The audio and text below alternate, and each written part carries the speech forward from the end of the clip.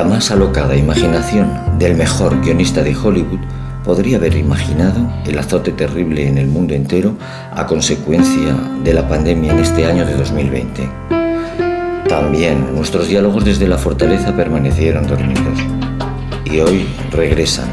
Para este regreso soy yo mismo, quien se sienta, quien abandona la penumbra, el confort y el anonimato de estar tras la cámara para responder a las preguntas. Un manager, hace muchos años, me dijo que definirme a mí era algo así como intentar echar agua en una cesta. Claro que tengo sueños y recuerdos, penas y anhelos. Al principio me pareció que sería más sencillo, pero ahora, allí sentado, frente a los focos, en la soledad de la plaza infinita, siento ganas de echarme a correr.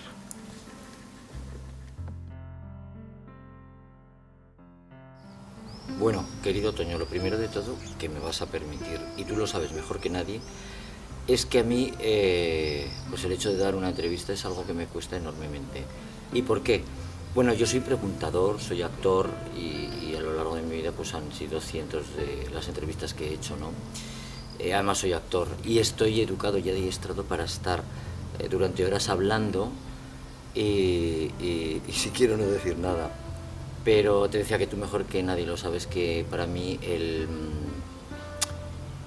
hablar sin estar escondido detrás de un personaje, detrás de un maquillaje, sin ser nadie, siendo Toño Loteleri, pues la verdad es que me cuesta. Esta entrevista la vamos a hacer, como tú bien sabes, con una batería de preguntas que me han hecho llegar, que al final, bueno, pues al final es que daría para hacer episódicos, con lo cual vamos a ir poco a poco y voy a empezar con esa mítica pregunta que yo tantas veces he hecho y es pues esos primeros recuerdos que me vinculan con la ciudadela de Jaca. En mi caso, como todo el mundo sabe, yo nací en la ciudadela de Jaca. Nada idílico, por otro lado, porque estamos hablando de mitad de los años 60, pues mi padre era militar en aquel momento, pues cuando no tenían plaza en las casas militares, lo que hacían es que los derivaban aquí a un pabellón de la Ciudadela, pero mi madre lo recordaba con auténtico horror y hay gente que me dijo, oh, naciste en la Ciudadela. Pues se pasó mucho frío, tengo entendido que incluso en las orejas no salían sabañones, pero claro, yo de ese momento no tengo ningún recuerdo. El primer recuerdo que tengo, porque para eso soy muy analítico, es del año 68 y en el año 68 pues subíamos con mi padre a algún lugar que no me acuerdo muy bien cuál era, y estaba la farmacia allí, que estaba en el piso de arriba, y nos daban unos, ya lo diré, unos cucuruchos que contenían calcio granulado, que era dulce, a mí me encantaba, me parecía bonito. Y luego pues jugar y hacer deporte, porque yo estudié en el seminario que hay detrás y bueno, nuestro patio de recreo pues era naturalmente los Lacios de la Ciudadela y también jugábamos mucho allí al balón. Y aquí, en esta plaza que tengo detrás, pues quizá duermen los recuerdos más bonitos que tengo yo de mi juventud, y eso era para el Festival Folclórico de los Pirineos, porque bueno, pues entrábamos en esta plaza, pues veías grupos de los 5 continentes, entonces teníamos 18 años, la vida por delante, todo era bonito y lo recuerdo con muchísimo cariño. Bueno, pues vamos a la siguiente pregunta, ¿qué me llevaría yo a una isla? Ya lo tengo, a una isla me llevaría un Mercadona, una Maison du Lemon y Zara. Y bueno, y si podía ser la sección de algún Corte Inglés pequeño, eso es lo que yo me llevaría a una isla. Vamos a responder, ahora voy a responder a preguntas que me habéis hecho vosotros y voy a empezar por una que me formula Carlos Serrano y es ¿qué querías ser de niño y qué sueño te falta por cumplir? Yo siempre quise ser actor, yo no sabía lo que era ser actor. Por eso siempre yo he pensado que al final no se aprende a ser actor. Yo creo que eso es algo que llevas dentro. Yo de niño siempre, lo he contado muchas veces, yo iba al cine de Escolapios, de la calle Mayor de Jaca, y de pronto pues veía los corsarios, veía los vaqueros, veía las películas de época. Ostras, yo no sabía lo que era ser actor. Yo simplemente recuerdo ese regreso a Jaca en invierno, calle Mayor abajo, cuando regresaba a casa, y me acuerdo que siempre yo me quiero ir con los de las películas. Mi mundo está con los de las películas, ¿sabes? Y siempre lo quise hacer. Y luego ya de muy niño, pues yo... Esto es cierto, absolutamente verídico. Pues yo me hice monaguillo, claro. Yo vi que aquello pues era como muy parecido a un escenario. Entonces yo iba a ayudar a misa. Y además en aquel momento los niños ayudábamos de calle y yo no. Yo en aquel momento me acuerdo que... Estas son preguntas que me van llegando. Yo me acuerdo que entraba en la sacristía y me ponía todo lo que encontraba. Y entonces salía y aquello era como un escenario y tenías que ver con qué primor tocaba yo las campanas cuando se consagraba, cómo encendía las velas, iba con la bandeja. Y me acuerdo de una anécdota muy divertida. Y es que cuando ya estudiaba el bachiller, pues seguía igual. Yo era monaguillo y además, ojo, era monaguillo por oposición, concurso oposición y yo solo además. Y entonces en la capilla del seminario de Jaca, pues era una festividad de Santo Tomás de Aquino o algo así, ¿no? El caso es que yo llegué ese día tarde a ayudar a misa y concelebraban varios sacerdotes.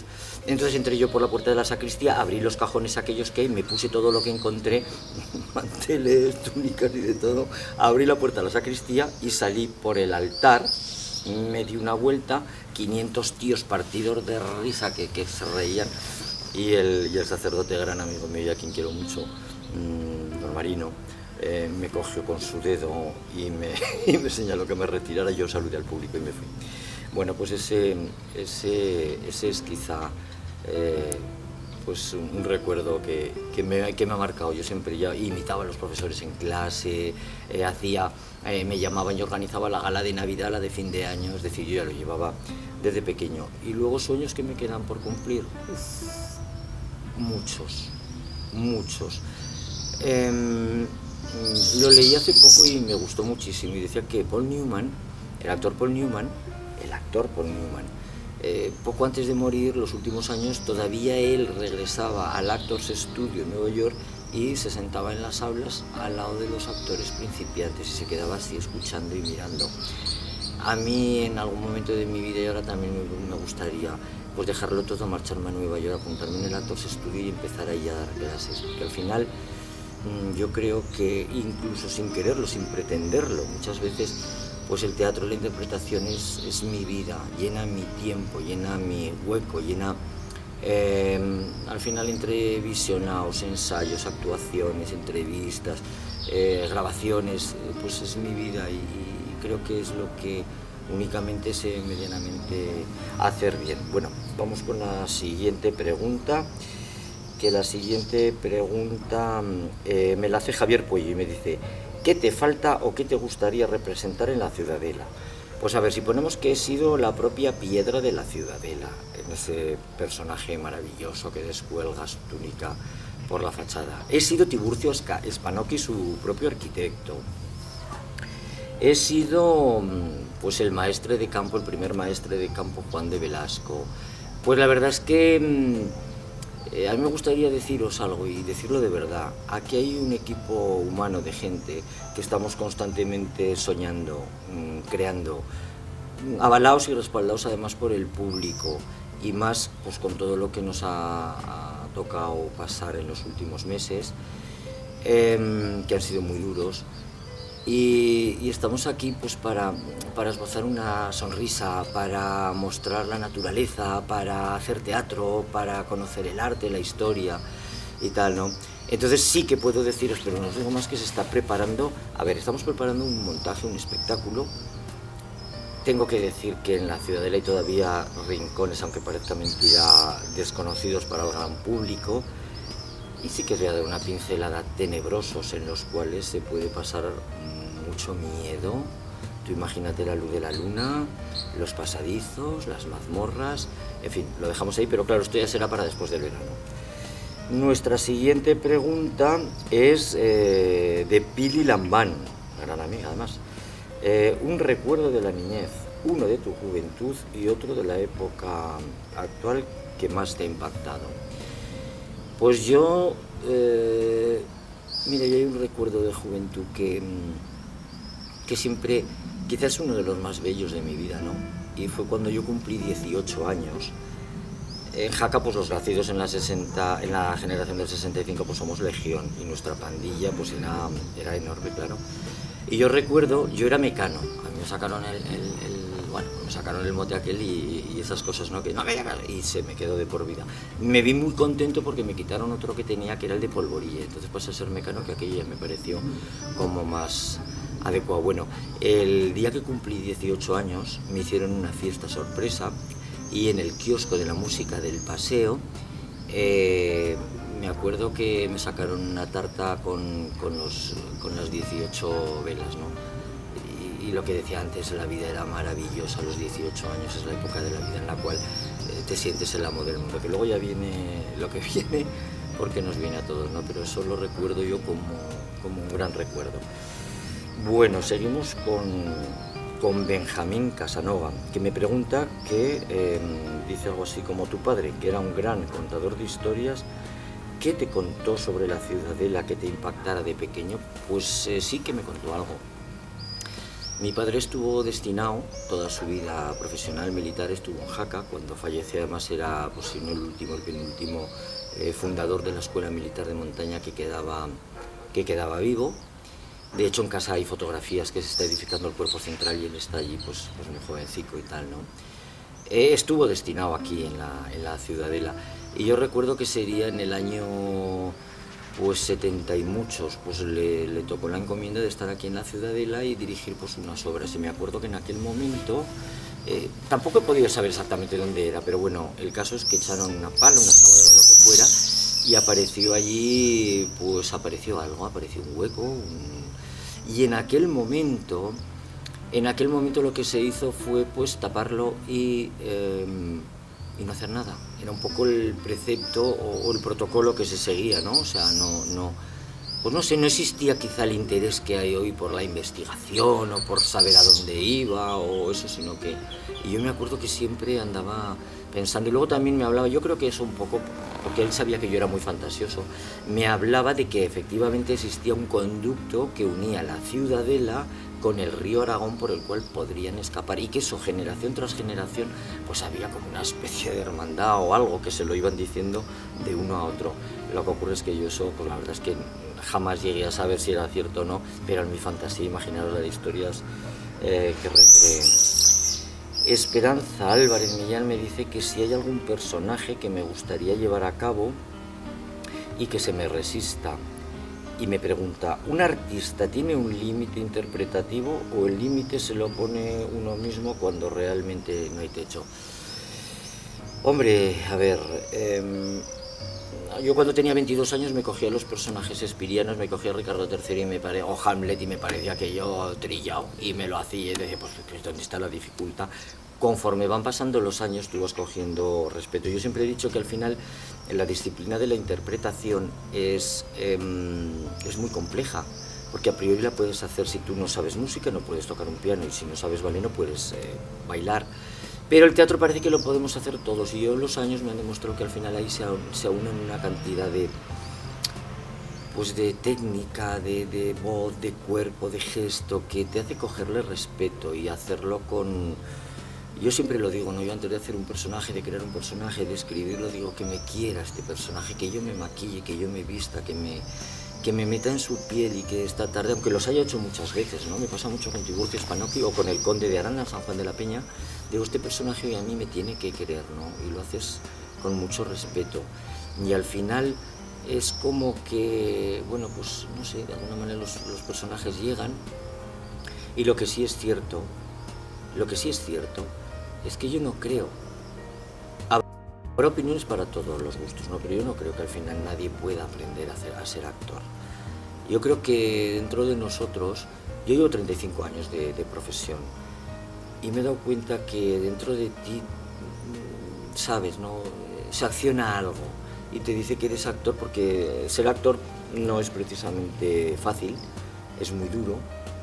Hay que estudiar mucho, etcétera, etcétera. Luego están las cosas como están, que están terribles, pero yo he conocido gente con una técnica muy depurada, con un esfuerzo increíble, y al final les faltaba la verdad. Y no sé, la verdad es que es una pregunta muy compleja.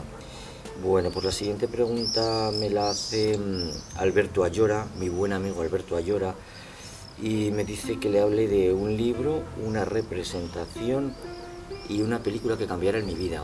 Bueno, el libro lo tengo claro, porque lo acabo de leer hace un par de semanas. Es Dime quién soy, de Julia Navarro. Es un libro que me ha hecho amarla y odiarla. Es un libro de más de 1000 y pico páginas. Ha habido noches que me ha hecho llorar. Un día me entraron hasta ganas de vomitar de qué manera tan cruenta te hace a través de una mujer, a través de Amelia Garayoa. Pues un recorrido por la España de las venganzas posguerra civil española. También te lleva a la lejana Unión Soviética con toda la dictadura de Stalin y todas las barbaridades y atrocidades que el ser humano es capaz de hacer.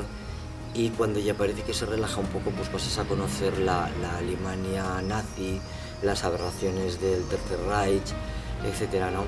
Entonces es una novela, claro, tiene toda la documentación histórica, la verdad es que es una auténtica preciosidad, pero es muy bonito el ver que te haces ese recorrido, ¿no? Por todo el siglo XX y por todas las cosas que han sucedido en Europa, ¿no? Y la verdad es que me ha marcado.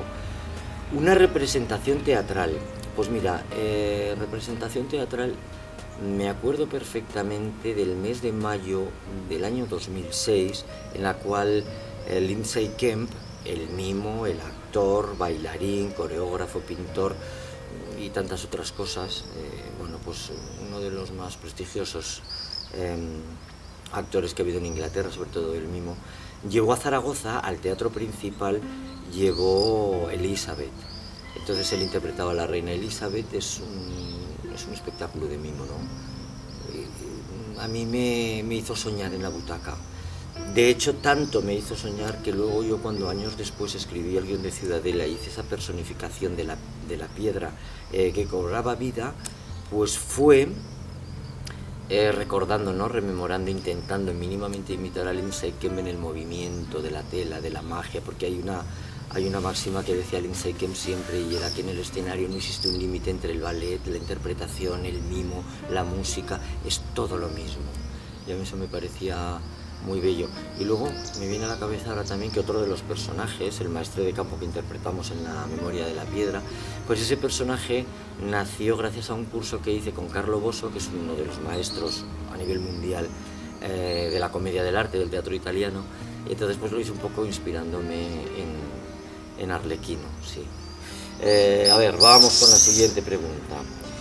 Pues la siguiente pregunta me la hace Rubén Puigdeval y me dice: ¿cómo te sientes después de terminar una visita teatralizada en la Ciudadela? Pues mira, me pasa como a casi todos los actores. Ese minuto antes de salir a escena, siempre, inequívocamente, siempre, 5 minutos antes, la máquina de humo preparada, la música en su sitio, el foco, el público entrando y yo preguntándome qué coño hago aquí, por qué tengo que pasar yo estos nervios, pero quién me habrá mandado meterme. Desde luego esto lo voy a dejar, y encima con todo lo que nos ha tocado estudiar en esta vida, siempre me decía, mi madre me decía, bueno, me dijo, ¿me te podías haber dicho notario? Pues sí, porque la verdad es que nos ha tocado estudiar. Pero cuando llevas ya un minuto en escena, pues ya has templado, estás caliente, pierdes la noción del tiempo, del espacio. Yo siempre digo que si durante mis actuaciones me clavaran una aguja, pues yo creo que no me saldría ni sangre. Y por cansado y agotado que estés, al final, cuando terminas, pues no sé qué ocurre dentro de tu cuerpo, que es que, bueno, podrías con todo. Tienes una euforia increíble, se te ha pasado el catarro, se te ha pasado el enfado, ves que el público se ha ido, ves que otro día más la magia del teatro ha sucedido. Y luego a las 4 horas de haber acabado la función te viene el bajonazo y te vas a la cama absolutamente agotado. Bueno, no sé si he respondido, sí, pues eso, así me siento. Juan Manuel Bote Aranda, gran restaurador de antigüedades de Huesca y además, bueno, pues de los que imparten los talleres de pintura, de los talleres de pintura románica que organiza el Ayuntamiento de Jaca. Me pregunta que de dónde me viene la vena de restaurar. Bueno, yo siempre digo que si hubiera sido posible yo habría dejado el teatro, le habría dejado todo y me hubiera dedicado a hacer restauración. A mí me das una madera, una lija y un mueble antiguo y soy la persona más feliz del mundo. Siento auténtica pasión. Y todo fue porque hice un programa de televisión con mi buen amigo Eduardo Naharro, de antigüedades, estuvimos mucho tiempo haciendo ese programa y él me metió el veneno. Esto sucedió hace más de 20 años, ¿no? Y a partir de aquel momento, pues es que se ha convertido en un veneno porque, bueno, no me quiero poner pesado, ¿no? Pero la restauración comienza por diagnosticar una pieza, dónde se hizo, quién la hizo, con qué materiales, intentar no añadirle nada, utilizar las técnicas que se utilizaron entonces. Y ahí entra la policromía, el pan de oro, el hidratar una madera, el curar la carcoma, bueno, pues es un veneno para mí, pero un veneno, o sea, yo debería de eso que te incapacitan para entrar a los bingos, pues yo para entrar a los anticuarios y a los mercadillos, y además me conozco a todos, y es una de mis pasiones, naturalmente que sí. Alberto Fillat me pregunta por el mejor y peor momento profesional en mi carrera. Bueno, pues quizá el mejor momento profesional de mi carrera fue cuando yo llego a la televisión y lo hago de la mano de Pilar Bellé, de la gran presentadora Pilar Bellé, que me pone, yo no sé cómo ni cuándo, pero me pone a presentar a su lado en el magazine. Era un magazine que hacíamos en Aragón y que en aquel momento era un poco el referente tipo Ana Rosa Quintana de 3-4 horas, y ella me puso a su lado. Yo había estado en el equipo de Jesús Hermida en Antena 3 un tiempo y de pronto, bueno, pues, ¿sabes lo que pasa? Que yo en aquel momento había hecho mucho teatro y había hecho teatro, pues papeles pequeños porque yo empezaba, ¿no? Entonces no tenía ningún nombre, no me conocía nadie, ¿no? Entonces a mí me llamaba la atención que al segundo, el tercer día de salir en televisión, es que eran miles y miles las de personas que te habían visto. Y me llamaba la atención muchísimo en que en televisión todo va muy deprisa. Tú haces algo, viene el regidor, te pega un empujón y viene otra cosa, o otra sección, o un concurso, lo que sea, ¿no?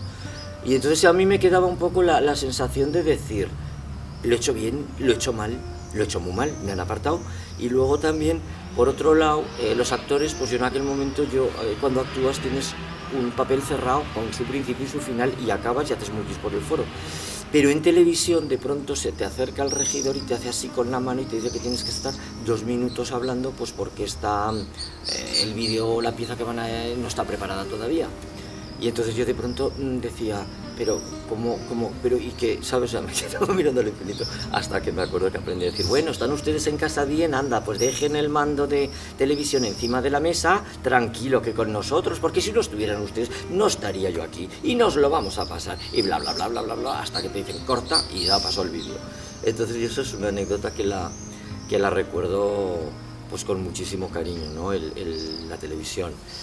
Y luego salir, yo me acuerdo que yo la primera vez que me pidieron un autógrafo casi, y con perdón la mandé a la mierda porque me pareció que me estaban tomando el pelo, y entonces es una cosa curiosa, ¿no? Y luego aparte, bueno, pues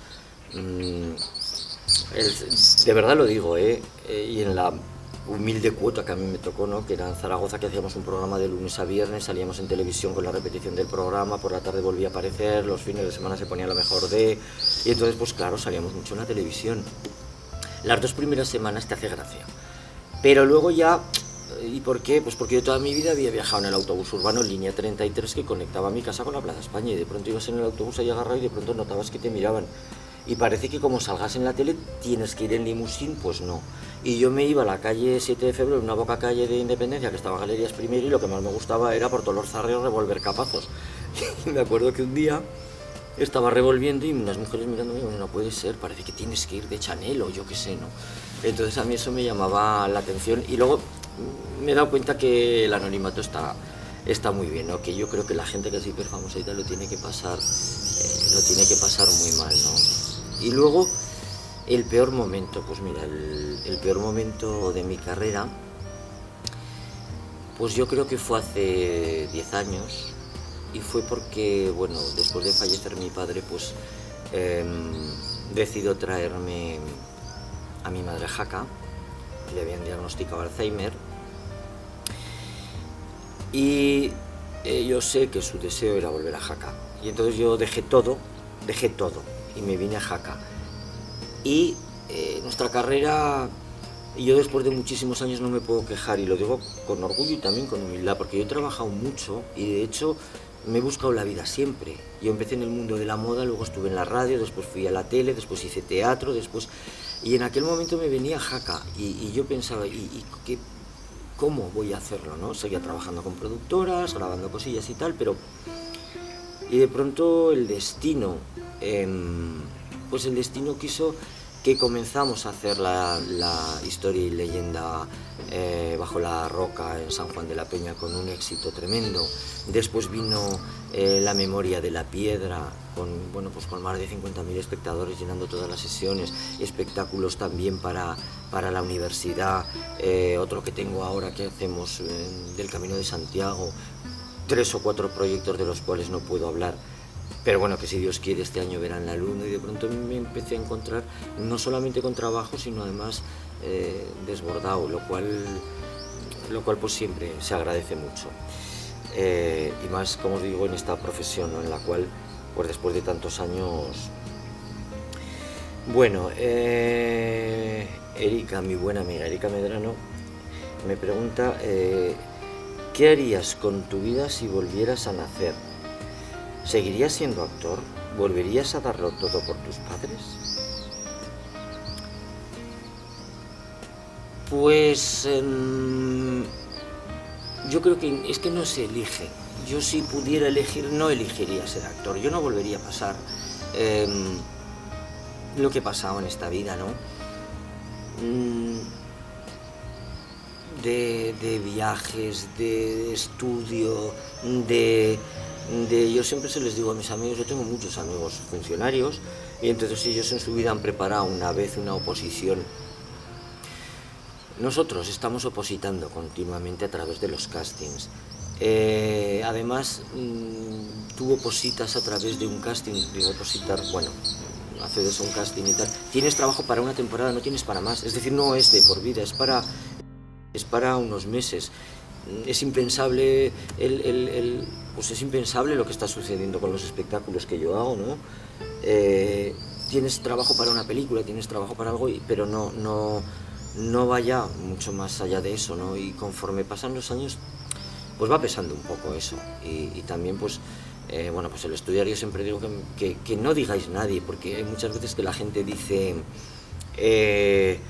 es que yo no tengo... No, lo de la memoria es como son los abdominales. El primer folio a mí me cuesta que me caigan gotas de sudor por la frente, pero en el segundo agilizas. Y de pronto a mí yo digo, ya llevo 10 estudiados.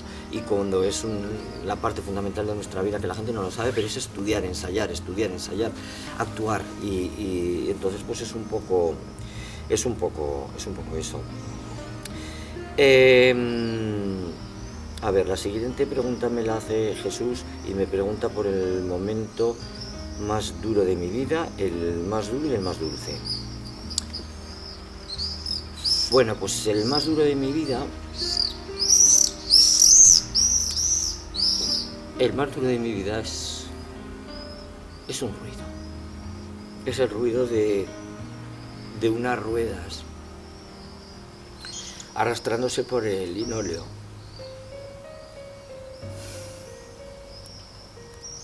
Eso sucedió hace menos de un año y fue porque mi madre, pues se puso muy malita,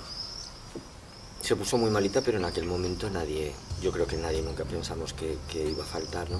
O sea, era una de tantas, yo vivía conmigo, trabajaba, y se puso muy enferma. Y entonces, estando en el hospital,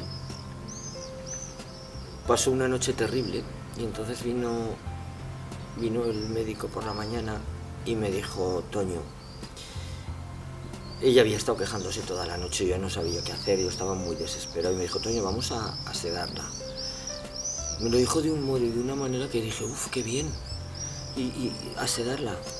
Bueno, pues eso, y entonces pues se procedió a hacerle la sedación y yo me senté en un sillón al lado y la vi descansar de pronto, ¿no? Después de gemidos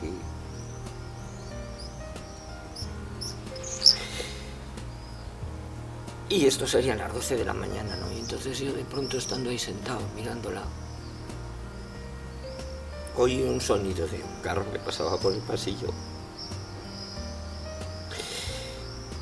Y yo salí a buscar la bandeja de la comida. Y no me olvidaré nunca de la mirada de la enfermera o la auxiliar y tal, y pasó de largo porque ya no había bandeja de comida. Y en ese momento,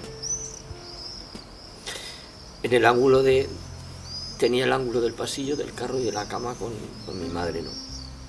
Y hasta ese momento no me di cuenta que se iba a morir, y que se iba a morir además al día siguiente. Y luego, al final, la vida a veces tiene cosas que son increíbles, y os la voy a contar.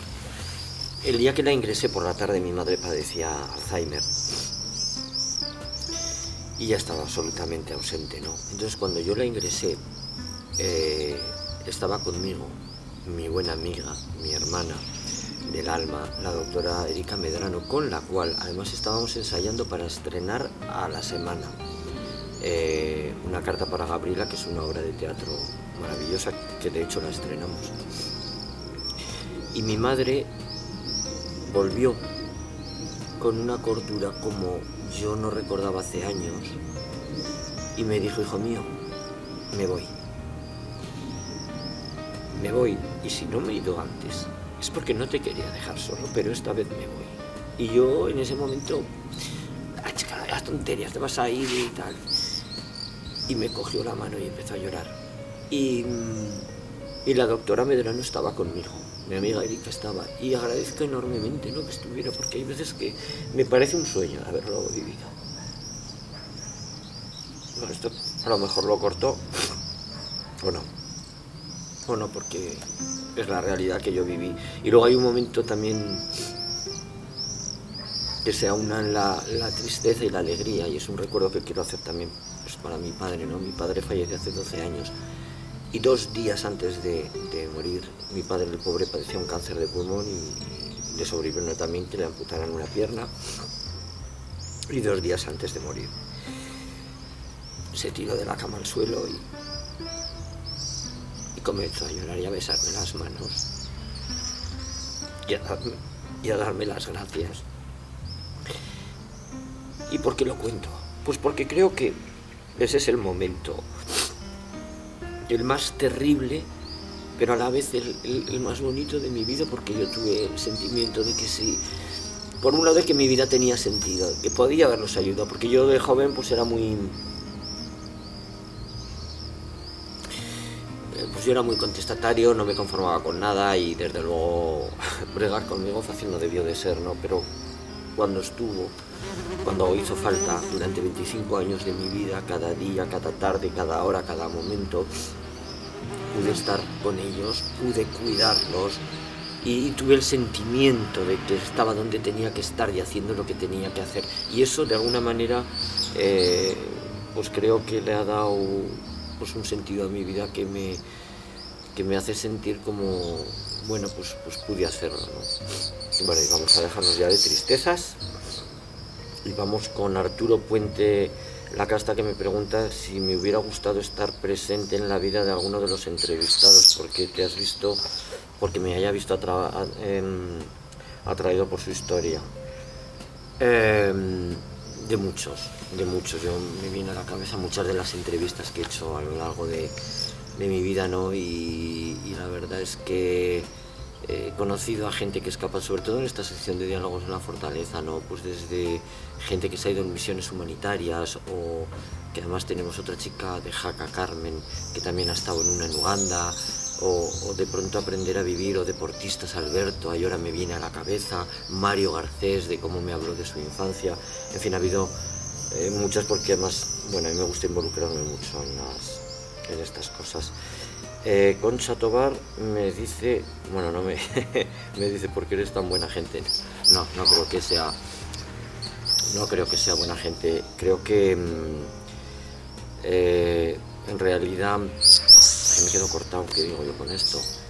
la aprecio, admiro mucho ese amor que ella tiene al teatro, porque además estamos en un taller de literatura que nos reunimos, si Dios quiere volveremos en septiembre, y hablamos de teatro, hablamos de autores, hablamos de libros, y ella al frente de Oro del Teatro, pues hace sentir vivo el teatro en mi ciudad, en Jaca, que me parece que es bonito.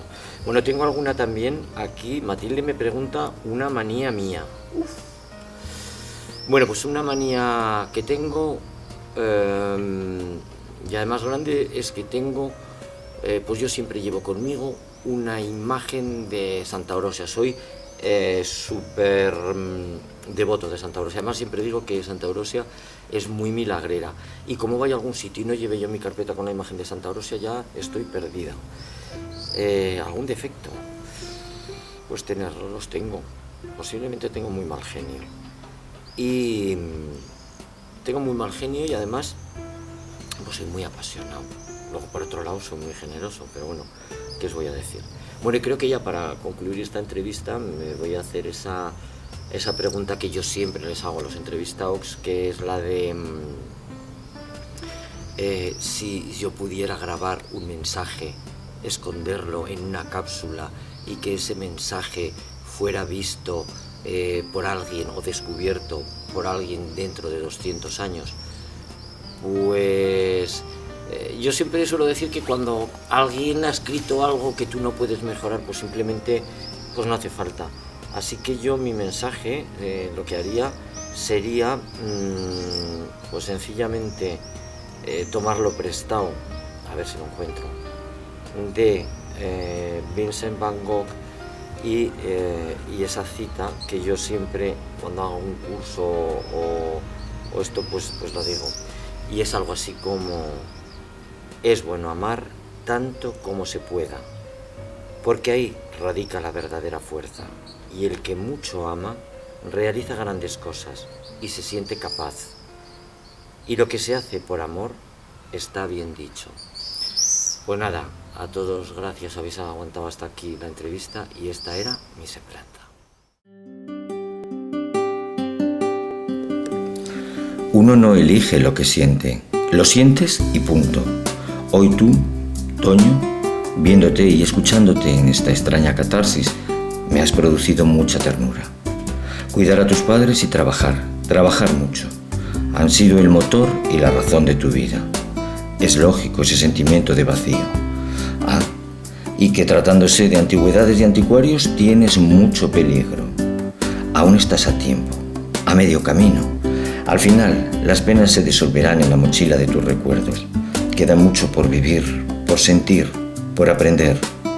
Mira siempre al futuro con alegría, como te decía tu padre Roberto, y sobre todo, paso firme y mirada al frente.